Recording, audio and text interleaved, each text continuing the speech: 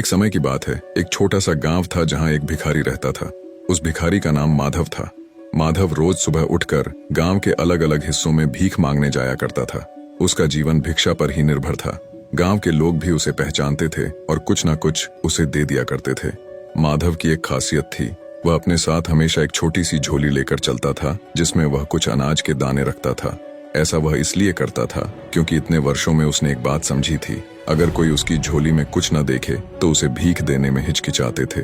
अगर उसकी झोली में कुछ पहले से ही दिखे तो लोग उसे और भीख दे देते थे। ये उसकी भीख मांगने की चालाकी थी। एक दिन वह सुबह जल्दी उठकर अपने काम पर निकल पड़ा। आज वह कुछ अजीब सा महसूस कर रहा था, जैसे आज का दिन कुछ खास होगा। जैसे ही वह गांव की मुख्य सड़क पर पहुंचा, उसने देखा कि सामने से एक शानदार रथ आ रहा है। रथ की चमक और उसकी सुंदरता देखकर माधव को समझ में आ गया कि यह राजा का रथ है। माधव ने सोचा, वाह, आज तो किस्मत खुल गई। अगर राजा की नजर मुझ पर पड़ गई और उसने कुछ दे दिया तो मेरी जिंदगी ही बदल जाएगी।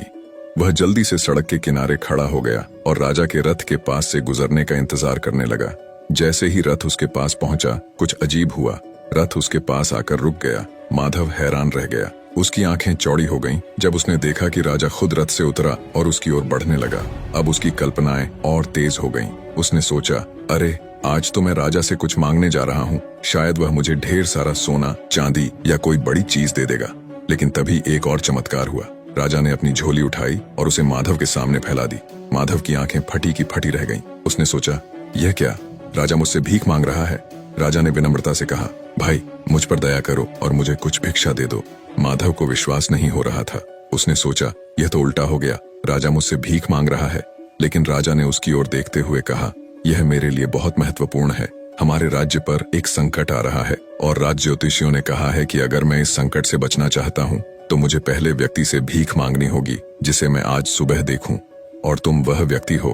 कृपया मुझे कुछ दान दो। अब माधव असमंजस में था। वह सोचने लगा, क्या मैं राजा को कुछ दे दूं? लेकिन मैं खुद तो एक भिखारी हूँ। मेरे पास तो खुद ही कुछ खास नहीं है। अगर मैंने राजा को कुछ दे दिया तो मेरे पास बचेगा क्या? काफी सोच विचार के बाद उसने अपनी झोली से एक छोटा सा अनाज का दाना निकाला और राजा की झोली में डाल दिया। राजा ने मुस्कुराते हुए सिर झुकाया और अपनी झोली बंद कर ली। फिर वह वापस अपने रथ की ओर चला गया। माधव ने देखा कि राजा तो बिना कुछ बोले चला गया, लेकिन उसके मन में खट्टापन था। वह सोचने लगा, क्या मैंने सही किया? राजा खुद भी तो इतना अमीर है, वह मुझे कुछ मूल्यवान दे सकता था। और मन ही मन राजा को बुरा भला कहने लगा। दिन भर माधव को बहुत भिक्षा मिली।